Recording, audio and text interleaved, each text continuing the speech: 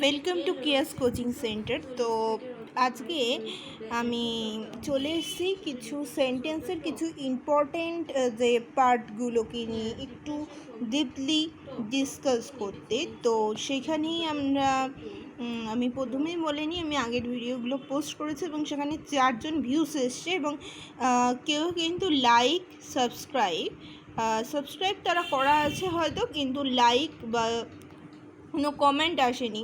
অন্তত একটা লাইক অবশ্যই করবেন। এই রিকোয়েস্টেই আমি ভিডিওটা শুরু করছি এবং অবশ্যই আপনাদের কেমন লাগলো, খারাপ লাগুক বা ভালো, অবশ্যই সেটা কমেন্টে উল্লেখ করবেন। তো স্টার্ট করছি। আজকে আমি খুব কম সময় নেব এবং খুব সিম্পল জিনিসগুলো আজকে শর্ট ফর্মুলায় শেষ করতে চলেছি, কারণ আমি পরের দিন থেকে তো সেন্টেন্স ট্রান্সফরমেশানে যাব। তো যে কারণে আমি খুব ইম্পর্টেন্ট যে জিনিসগুলো সেন্টেন্স ট্রান্সফরমেশনের ক্ষেত্রে, সেইগুলোই আমি ছোটোর মধ্যে উল্লেখ করে দেবো। তো সেটা হচ্ছে, আমরা প্রথমেই আসছি কাইন্ড অফ নাউন্সের। আমরা নাউন্সটা ক রকমের আমরা জানি। সেন্টেন্সের নাউন বা যেটা কর্তা হিসেবে আমরা সবসময় কাজ করতে থাকি, সাবজেক্ট হিসেবে। তো সেই নাউনটা সাধারণত থাকে আমরা ক রকমের হয়, আমরা একটুখানি দেখে নেব। আমরা দেখাচ্ছে যে proper noun, common noun, group noun, materially noun এবং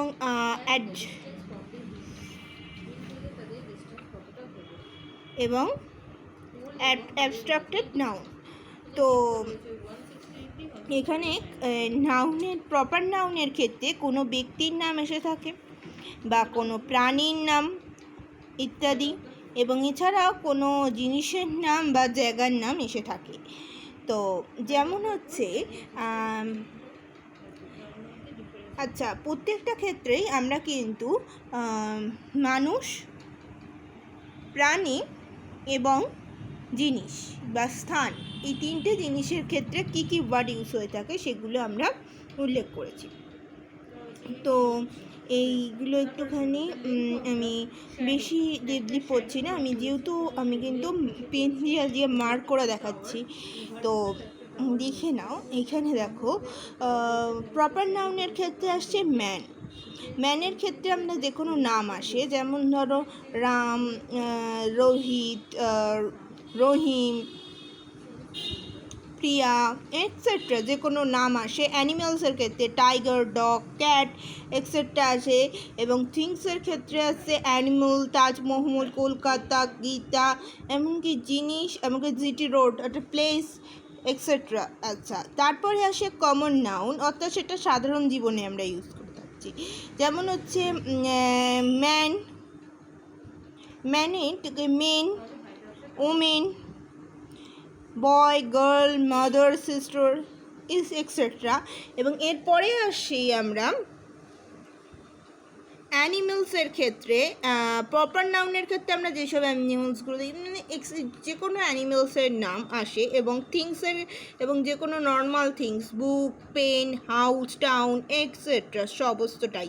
এবং গ্রুপ নাউনের ক্ষেত্রে দেখো, আমরা মানুষের ক্ষেত্রে ব্যবহার করে যাচ্ছি ফ্যামিলি, টিম কিন্তু শুধু অন্য ক্ষেত্রেও ব্যবহার হচ্ছে, পার্টি, তারপরে হচ্ছে ক্লাস, গ্রুপ ইত্যাদি।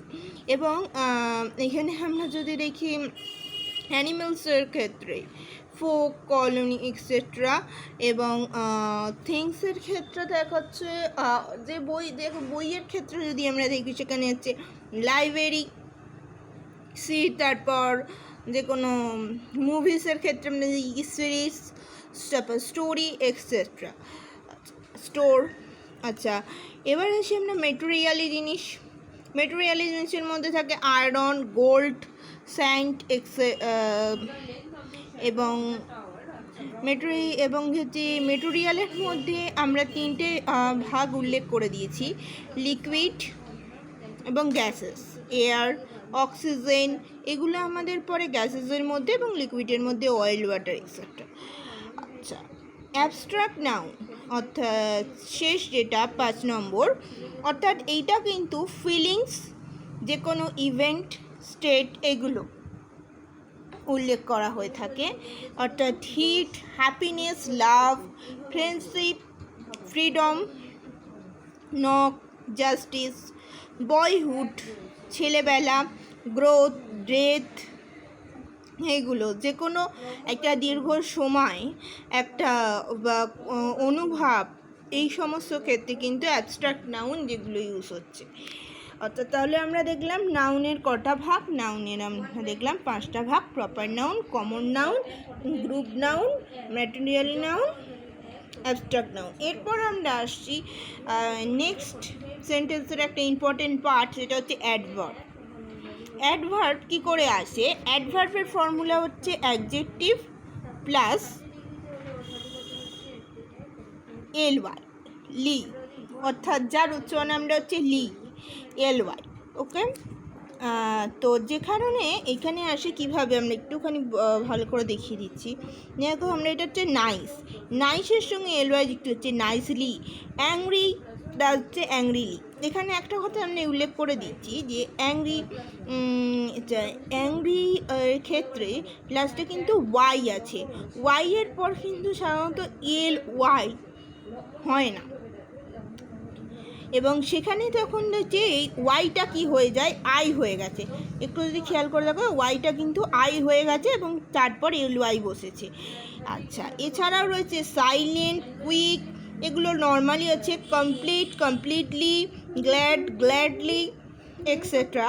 এবং সময়ের ক্ষেত্রে সেখানে হচ্ছে নাও, দেন, ডেলি, সুন, টুডে, টুমরো, এক্সেট্রা সমস্তটাই কিন্তু অ্যাডভার্বের মধ্যে পড়ে।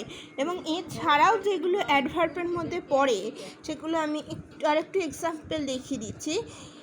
এখানে আমি আর কিন্তু শর্ট নোট বানাইনি, কারণ এটা খুব একটা ইম্পর্টেন্ট আমাদের কাছে কোন নয়, কারণ আমাদের কাছে সেন্টেন্স ট্রান্সফরমেশন আসবে, সে কারণে অল্প সময়ের মধ্যে আমি এটা দেখাবো।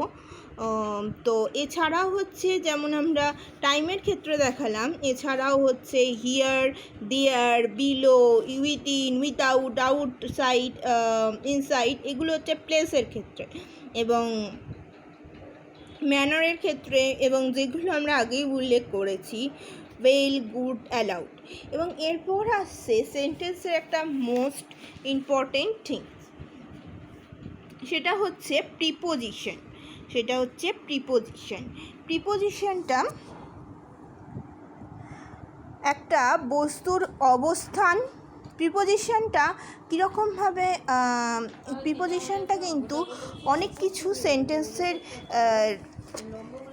ব্যাখ্যার ওপর নির্ভর করে থাকে। সেন্টেন্সের কী কী জিনিসের ওপর ব্যাখ্যা করলে প্রিপোজিশনটা বসে, সেগুলো একটু আমি উল্লেখ করে দিই ফার্স্টে।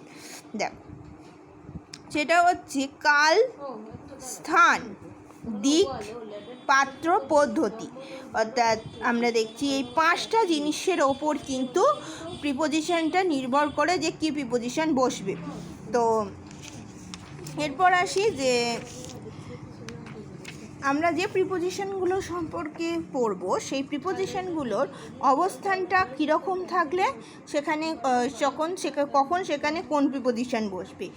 ইন বা ইনসাইড বসছে, অর্থাৎ কোনো কিছুর মধ্যে থাকছে, ঠিক আছে। এবং অন মানে হচ্ছে ওপরে, দেখো অন ওপরে বসেছে। বিটুইন মানে দুটো বস্তুর মাঝখানে যখন থাকছে এই জিনিসটা, তখন এন হয়ে যাচ্ছে বিটুইন। নেক্সট হচ্ছে অ্যাবভ মানে হচ্ছে উঁচুতে, বা অন যেটা হচ্ছে কোনো বস্তুর ওপরে, আর অ্যাবভ মানে হচ্ছে আরেও ওপরে, অর্থাৎ যখন সেটাকে ছুঁচ্ছে না, ঠিক আছে। এবং আন্ডার মানে হচ্ছে এটা হচ্ছে। এবং এছাড়াও আরও কিছু প্রিপোজিশনের ক্ষেত্রে অ্যাবভ, ইনসাইড, এগুলো আমি আরেকবার ব্যাখ্যা করেছি। তো এটা হচ্ছে নর্মালি বোঝবার জন্য বললাম। এছাড়াও কিন্তু আরও প্রিপোজিশন আছে এবং সেগুলো কিন্তু এইটার ওপর একটুখানি বুঝলে সেই প্রিপোজিশনটা কোথায় বসবে, খুব সহজেই কোথায় কোন প্রিপোজিশন বসবে সেটা আমরা বুঝে যাই। তো প্রথমেই আমি বলবো সেটা হচ্ছে আচ্ছা আন্ডার। আমি প্রথমেই বলি এটাও কিন্তু একটা প্রিপোজিশন, সেটা হচ্ছে আন্ডার। আন্ডার অর্থাৎ কোনো জিনিসের নিচে যখন বোঝাচ্ছে সেটা কিন্তু আন্ডার।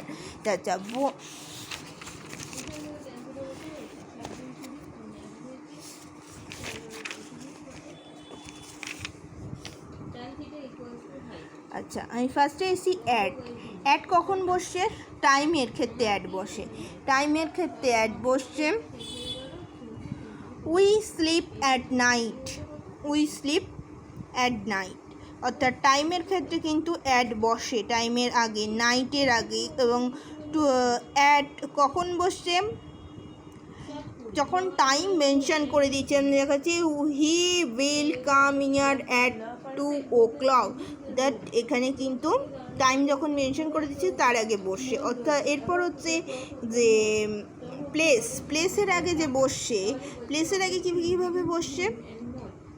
যেমন এখানে বর্ধমান টাউন, দিয়ে লিভ অ্যাট বর্ধমান টাউন, অর্থাৎ বর্ধমান টাউন এখানে উল্লেখ করে দিয়েছে। এছাড়া হচ্ছে college street, he stay at 2 college street.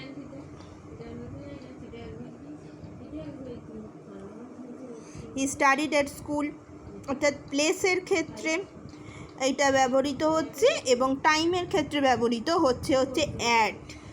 এবার সেন্টেন্সের তখন অবস্থান এবং সেন্টেন্সে কোথায় বসবে সেটা কিন্তু অবশ্যই মেনে নিয়ে সেখানে প্রিপোজিশন বসাতে হবে। আচ্ছা এরপরেই আমাদের যেটা আসছে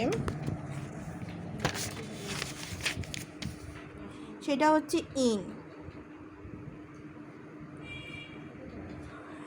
we take tea in morning. আমি সকালে চা খাই। আমি ইনটা কখন বসছে? টাইমের ক্ষেত্রে, অর্থাৎ টাইম উল্লেখ করার ক্ষেত্রে কিন্তু ইন বসছে, ঠিক আছে। এবং এখানে একটা মাসের আগে ইন বসছে। আমরা দেখাচ্ছি যে they will go to Darjeeling in June. It is cold in winter. He leaves India in 2004। অর্থাৎ দেখাচ্ছে টাইমের আগে কিন্তু ইন বসে। এবং এছাড়াও কোথায় ইন বসছে একটুখানি দেখে নিন।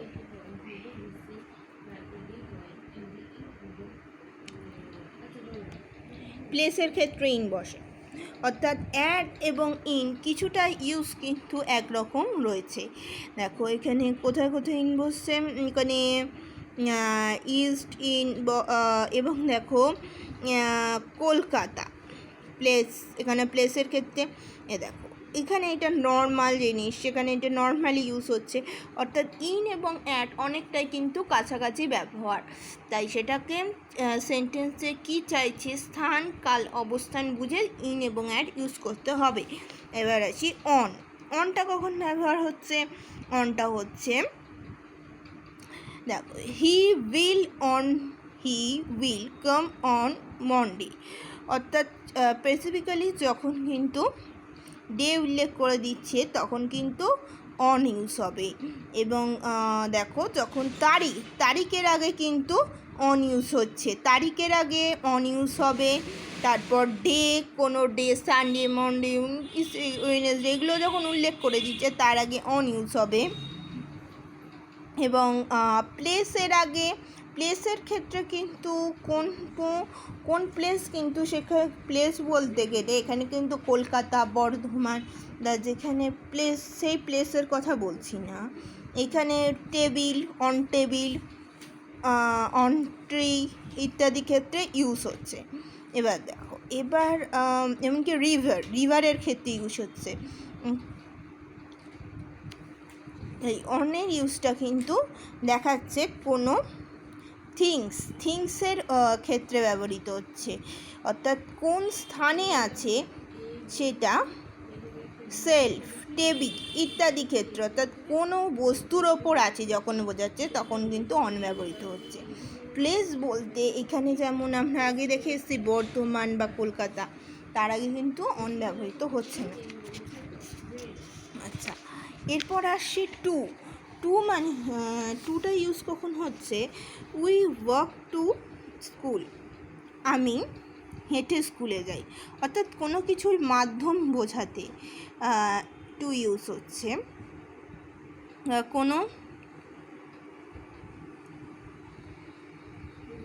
কোন দিকে যাচ্ছ, গোয়িং টু স্টেশন, অর্থাৎ আমি স্টেশনের দিকে যাচ্ছি, অর্থাৎ কোনো দিকে বোঝালে এবং কারোর কিসের মাধ্যমে যাচ্ছ কি সেটা বোঝাচ্ছে। দেখো, উই ওয়াক টু স্কুল, আমরা হেঁটে স্কুলে যাই। নেক্সট হচ্ছে by, by bus, by road, by post, অর্থাৎ কিসের মাধ্যমে যাচ্ছ। বাই বলতে এখানে এটা আরেকটা ঠিক টু মানে যেরকম আমরা বললাম, টুটা অ্যাকচুয়ালি মাধ্যম এবং উদ্দেশ্য, মাধ্যমের থেকে বেশি ইউজ হচ্ছে উদ্দেশ্যর ক্ষেত্রে। কী উদ্দেশ্যে ব্যবহৃত হচ্ছে, উদ্দেশ্য এবং দিক নির্দেশ করতে এবং উদ্দেশ্য নির্দেশ করতে টু ইউজ হবে। এবং বাইটা ইউজ হচ্ছে কিসের মাধ্যমে যাচ্ছ, যেটা হচ্ছে we will go there by bus, আমরা বাসের মাধ্যমে গেছিলাম। দে কাম বাই যে রোডে আসছে, এইগুলো হচ্ছে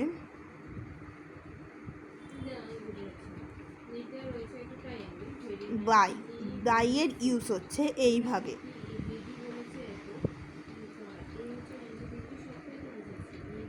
আচ্ছা, এরপর আসছি উইথে হচ্ছে with eyes, with a pen, with a stick, অর্থাৎ আমার চোখ দিয়ে দেখি, আমরা চোখ দিয়ে দেখি, কিসের দ্বারা দেখছি, চোখ দিয়ে দেখছি। কিসের দ্বারা লিখছি, পেন দিয়ে লিখছি। I write with pen, I write with my pen, we see with my eyes ইত্যাদি। নেক্সট হচ্ছে ফ্রম মানে হচ্ছে থেকে, আমরা জানি I shall be absent from Monday, আমি আশা করি আমি সোমবার থেকে অনুপস্থিত থাকবো, অর্থাৎ সেটা কিন্তু বলে যাচ্ছে যে আমি সোমবার থেকে অনুপস্থিত থাকবো। থেকে ইউজ হচ্ছে, তখন এখানে কিন্তু ফ্রম ইউজ হবে। যেমন he will take it from me, সে আমার থেকে এটা নিয়েছে।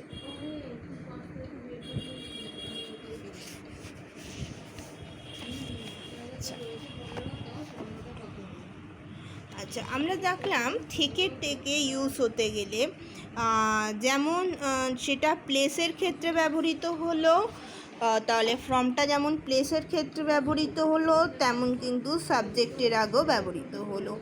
অর্থাৎ প্লেসের ক্ষেত্রে যেমন বললাম রুফ, দেখো রুফের আগে ব্যবহৃত হয়েছে, যেমন প্লেস পার্টিকুলারলি প্লেসের ক্ষেত্রে ব্যবহৃত হচ্ছে, থিংসের ক্ষেত্রে ব্যবহৃত হচ্ছে, সাবজেক্টের ক্ষেত্রেও ব্যবহৃত হচ্ছে। আচ্ছা, এরপর হচ্ছে ইনটু মানে কি, ইনটু মানে বাইরে থেকে ভিতরে আসা, অর্থাৎ into the room, he ran into the room, সে দৌড়ে ঘরের ভেতর ঢুকলো। তারপর the boy jump into the river, ছেলেটি নদীতে ঝাঁপ দিল, অর্থাৎ যে বাইরে কোনো কিছু থেকে ভেতরে ঢোকাকেই বলছে, ইনটু ইউজ হচ্ছে। নিয়ার মানে কাছে, দেয়ার ইজ স্ট্রেংথ, নিয়ার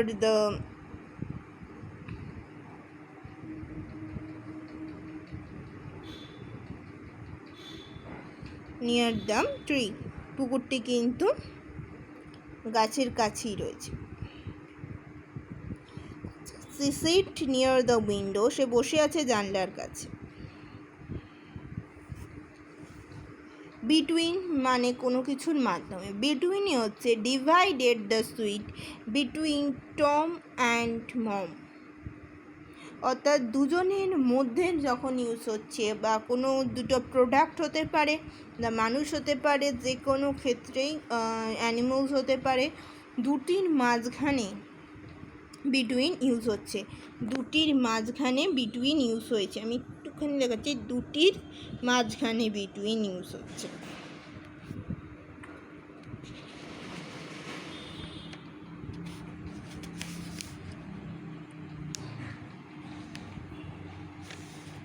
এছাড়াও রয়েছে আন্ডার এবং বিহাইন্ডের ইউজ দিয়েছে। There is the cat under the table, এবং বিহাইন্ড মানে হচ্ছে পেছন দিকে, বিহাইন্ড মানে হচ্ছে পেছন দিকে। The boy is standing behind the tree. Okay,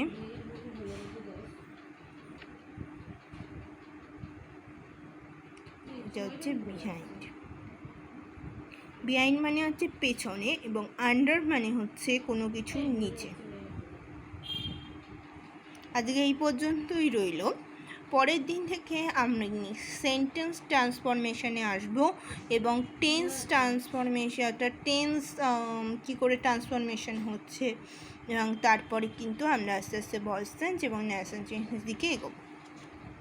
okay, by. এবং অবশ্যই কিন্তু ভিডিওটা ভালো লাগলে এবং না ভালো লাগলেও কিন্তু কমেন্টে জানাবেন, বা সেরকম আপনারা কীরকম ভিডিও চাইছেন, বা কোনো কিছু কী ধরনের ত্রুটি আছে।